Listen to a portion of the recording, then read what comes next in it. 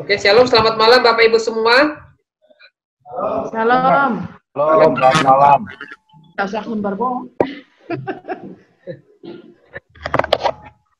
Oke, kita mulai aja Bapak Ibu. Oke, Bapak Ibu, dari sini ada yang mau ditanyakan? Kita diskusi. Pak, mau tanya Pak. Oh ya, silakan. Orang-orang Katolik itu kan juga mereka sepertinya, kalau saya tadi yang disampaikan oleh Pak Willy, mereka juga mengadakan seperti KKR ya Pak ya? Iya. Kebaktian untuk ilahi, ya. Untuk istilahnya itu untuk penyembuhan seperti kayak di karismatik ya Pak ya?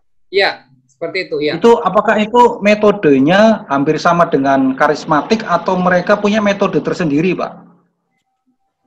Untuk kesembuhan ilahi dalam seperti kayak ibadah kebangunan rohani itu.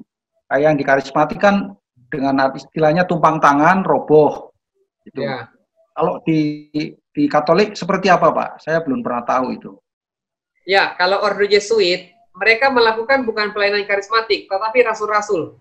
Jadi dia polanya ke ajaran para rasul karena mereka mengikuti Rasul Petrus. Petrus adalah paus pertama, rasul pertama orang Katolik, sehingga mereka melakukan pelayanannya seperti Petrus. Jadi mereka nggak seperti karismatik, kayak kita harus penyembahan berbahasa roh, tapi mereka lebih kepada door to door, misalnya kita buat kayak persekutuan, komsel gitulah di rumah-rumah, ada yang didoakan, ditumpangin tangan, ngalamin kesembuhan. Jadi tidak menggunakan lagu-lagu yang press yang lompat-lompat, lonjak-lonjak. Ya, tapi mereka lebih soft ya, lebih santai di rumah-rumah, mereka mendoakan, ya semacam kekeluargaan, ibadah keluarga gitu Pak. Oh gitu. Ya, mereka lakukan seperti itu. Katolik seperti itu. Ya, terima kasih Pak Willy. Ya, itu hanya untuk Ordo Jesuit ya. Tapi kalau Katolik Ortodoks, Katolik yang sekarang itu tidak melakukan. Dominikan, Ordo Dominikan, Fransiskus, itu enggak. Hanya Ordo Jesuit. Serikat Yesus. Ya, Serikat Yesus dan Jesuit. Oke, siap. Silakan, ada lagi yang bertanya? Silakan Pak, bertanya.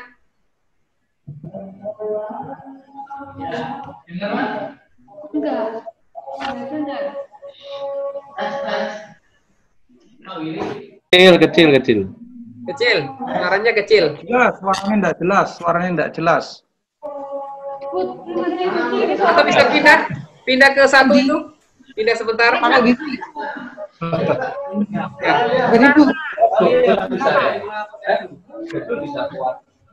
Di sini gangguan semua, Pak. Ya, silakan bertanya. Monggo. Ya, ini kalau menurut Pak Willy, apakah ajaran di Katolik itu ada tambahan atau penyimpangan? Suaranya kan dengan nyombo dasarnya gue Pak. Oh, sudah itu aja pertanyaannya Pak Budi. Ada lagi nggak? Atau hanya itu? Terus pendapat Bapak mengenai filioque tambahan dan putra di iman rasuli di versi Katolik yang pertama itu gimana? Gimana? Iman rasuli yang mana? Ya, tambahan di iman rasuli dan putra filioque itu loh Pak, tambahan di iman rasuli Katolik. Menurut Bapak gimana itu? Apakah itu penyimpangan atau bukan? Oh ya, saya jawab ya. Baik, untuk ajaran Katolik, mereka itu kan menggunakan kitab Apokrifa. Dan mereka menggunakan tradisi gereja dari Roma. Jadi, kegerakan Katolik itu kan dari Roma. Roma itu kan penyembahan berhala pada zaman itu. Sehingga ajaran dari Roma itu terbawa di Katolik. Makanya mereka merayakan Natal, kita merayakan kayak ada pohon Natal, ada telur Paskah, kita Paskah, terus ada lagi Valentine. Itu sebenarnya tradisi Katolik yang terbawa di gereja Protestan. Ya, memang Tuhan bekerja secara step by step. Tuhan bekerja itu bertahap ya. Karena makanya gereja-gereja Ortodoks, gereja-gereja Timur sangat alergi dengan yang namanya Paskah, pohon Natal, dan Valentine. Karena itu kan berbau tentang dewa. Ya, sebenarnya sih ada penyimpangan ke sana. Saya nggak katakan itu sesat, tapi lebih cocok itu ke penyimpangan karena tradisi ya. Kita nggak bisa memaklumin karena tradisi sejarah gereja sangat kuat di Katolik. Sehingga ketika mereka melakukan pelayanan-pelayanan, mereka menambahkan. Karena yang di sana itu mereka otoritas tertinggi kan paus, bukan Alkitab. Sumber tertinggi paus, bukan Alkitab. Jadi kalau kita kan firman Allah, wahyu tertinggi, wahyu itu adalah firman Allah. Suara gembala, suara pendeta itu yang nomor sekian. Pendeta harus mengikuti Alkitab. Tapi kalau mereka enggak, kita yang harus mengikuti paus. Jadi paus itu wakil Tuhan. Sehingga ya boleh dikatakan manusia kan punya kekurangan, punya dosa, punya kelemahan. Sehingga ya akan menyimpang. 5 sakramen yang mereka tetapkan itu beda dengan kita yang 2 sakramen. Karena mereka otoritasnya ke paus, ke konsili-konsili termasuk ke pausan. Terus mengenai pengakuan iman rasuli itu ya itu beda dengan kita ya, ada penambahan juga. Ya seperti saya katakan tadi, kenapa ada penambahan? Ya karena tradisi. Mereka mengikuti tradisi gereja dari Roma, itu dibawa ke ajaran gereja. Makanya mereka kayak membuat patung-patung. Sekalipun mereka nggak nyembah patung ya, katanya mereka nggak nyembah patung, tapi sebagai sarana ya. Kalau melihat itu kita seperti lebih kusuk katanya. Kusuk, kita lebih menyatu dengan Tuhan kalau ada religi yang kelihatan. Tetapi kan secara tidak langsung itu sebenarnya ilah-ilah lain yang tidak kelihatan. Ya kan? Ya kita nggak bisa menghakimi mereka, karena itulah tradisi yang mereka ajarkan turun-temurun sampai hari ini di ajaran Katolik. Jelas Pak Budi? Oke, ya jelas. Ya. Oke, kalau nggak ada kita lanjut. Saya mau tanya, Pak. Oh ya, silakan. Silakan Pak. Kalau kemarin kan sudah dijelaskan. Kemarin saya mau tanya, tapi karena waktunya sudah habis, jadi nggak jadi tanya. Ya, silakan Pak. Monggo Pak. Gereja-gereja di Indonesia ini kan sekarang mayoritas mungkin hampir 90 atau 80% itu menggunakan alat musik, Pak. Yang cenderung itu mengikuti zaman gereja di Eropa dulu yang menggunakan alat-alat musik yang seperti itu. Nah, saat ini kan masih seperti dikritisi gitu. Apakah kita mengikuti zaman atau kita mengikuti era gereja Eropa itu apakah salah apa gimana, Pak? Oh. Kekristenan itu kan kalau kita mau benar-benar Alkitabiah, kita harus mengikuti ajaran para rasul. Rasul itu memang Alkitabiah. Tetapi kita tidak lepas dengan kontekstualisasi budaya setempat. Budaya di Indonesia, budaya di Amerika, Eropa itu berbeda. Memang ketika kekristenan masuk, Protestan masuk, itu membawa ajaran dari Jerman. Ketika masuk Injili, membawa ajaran dari Inggris, termasuk juga sebagian Jerman. Ketika masuk Presbyterian, ketika masuk Anglikan, ketika masuk Pentakosta Karismatik, itu membawa dari Amerika. Dan semua, hampir dari beberapa negara itu penginjil misionaris itu dari negara yang tentu Amerika dan Eropa. Ya mau tidak mau, bukan cuma musik, Pak. Kita sebagai pendeta pun, kita harus pakai jas. Itu kan sebenarnya budaya dari Eropa yang terbawa juga. Dengan pakaian-pakaian yang kita gunakan. Padahal kita ini tinggal di Jawa. Sebenarnya kalau kita mau benar-benar harus konteks dan benar-benar mengikuti konteks budaya ya, kita mengikuti kayak Jawa, misalnya kayak GKJ itu. Mereka menggunakan mungkin kayak belangkon atau batik misalnya ya.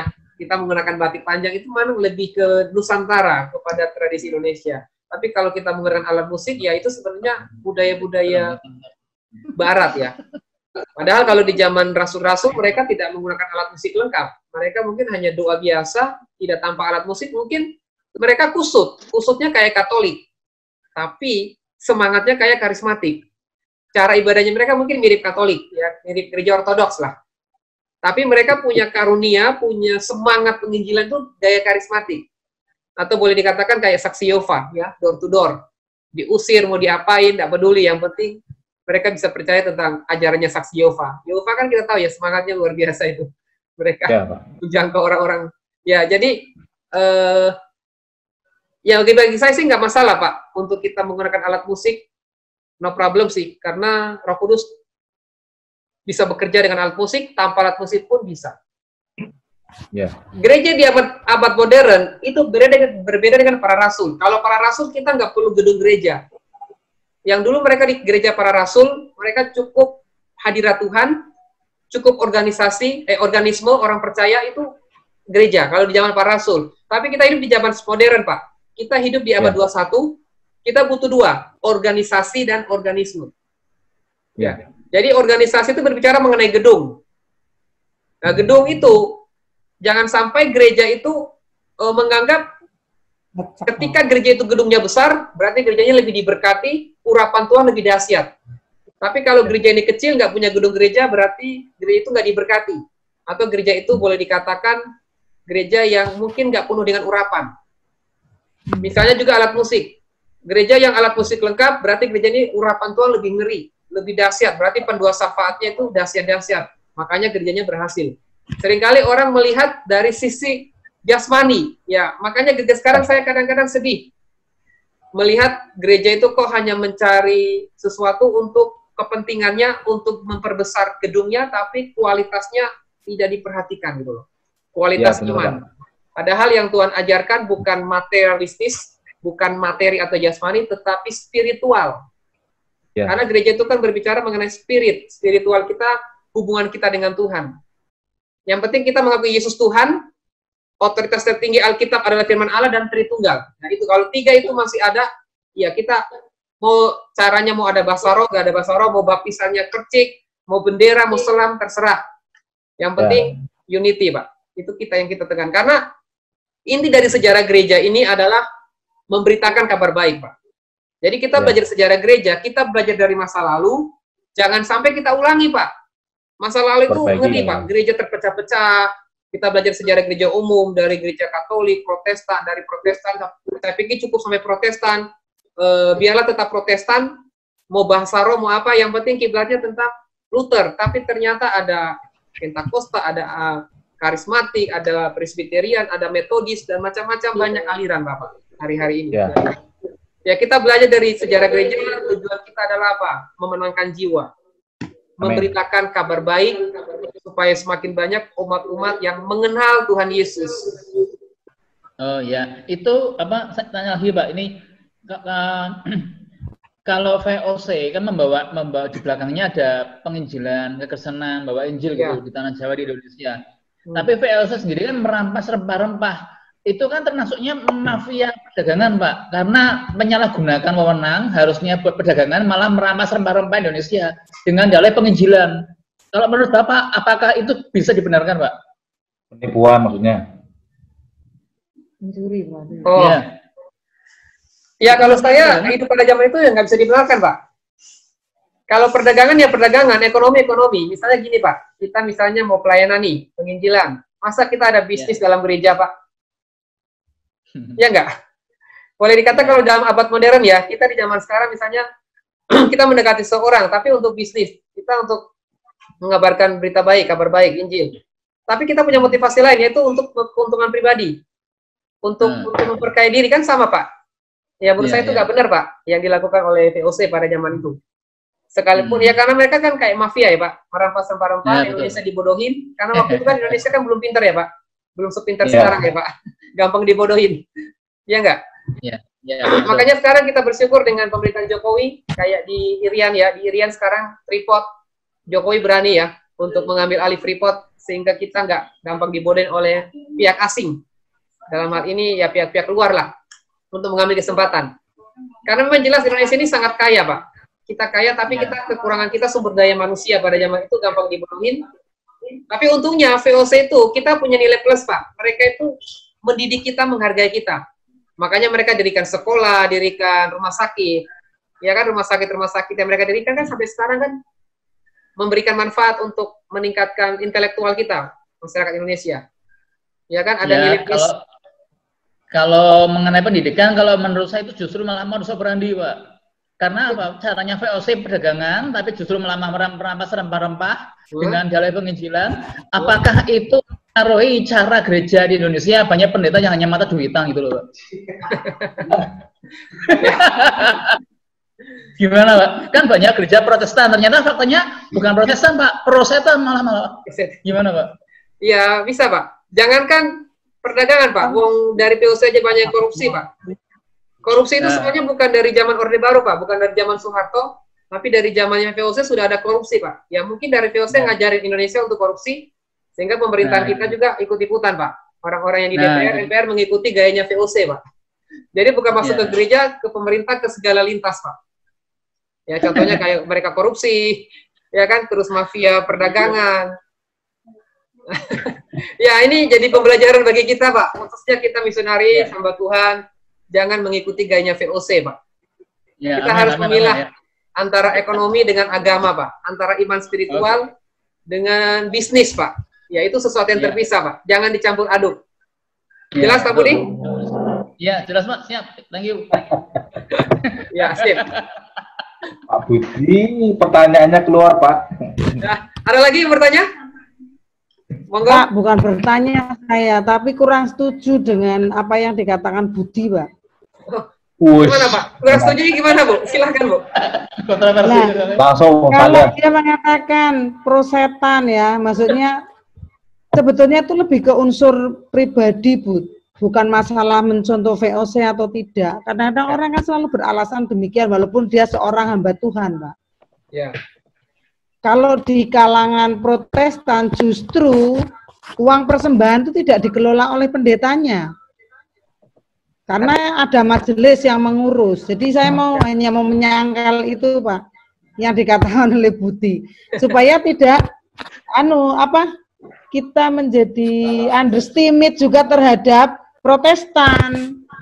Ya. Karena justru mereka ada tim khusus, pendeta itu digaji gitu. Artinya diberi PK gitu ya, persembahan kasihnya, bukan mereka yang menentukan begitu. Dan sekali lagi yang masalah VOC atau siapapun, ini kan memang sejarah sudah terjadi, tidak mungkin diubah. Tapi praktek setiap hamba Tuhan itu keputusan pribadi antara dia dengan Tuhan. Mau menuruti siapa, harusnya, tadi Bapak sudah katakan, kiblatnya tuh hanya kebenaran firman Tuhan. Ya. Jadi kalau kita selalu hanya mencontoh, meniru siapapun, maaf, secara pribadi sekalipun, kita mencontoh pendeta itu juga salah. Ya. Saya tidak setuju, Pak. Iya, saat pendeta aja sisi negatifnya banyak sekali. Mengkultus individukan, mendewakan pendeta ya. Iya, malah banyak kekurangannya kok, Pak. Karena ini Budi itu punya kepahitan sepertinya terhadap oknum pendeta. Makanya selalu, Pak, dalam hal saya lihat tuh belum bertobat ya. Selalu begitu muncul terus. Hanya saya mendoakan dia supaya dia bisa clear. Artinya gini, memandang apapun secara netral. Sekali lagi, dasar kita berbuat apapun, melihat apapun kembali pada firman Tuhan, sehingga kita enteng gitu loh, Pak. Iya, betul. Melihat segala sesuatunya. Mungkin itu aja, Pak. Terima kasih, Pak.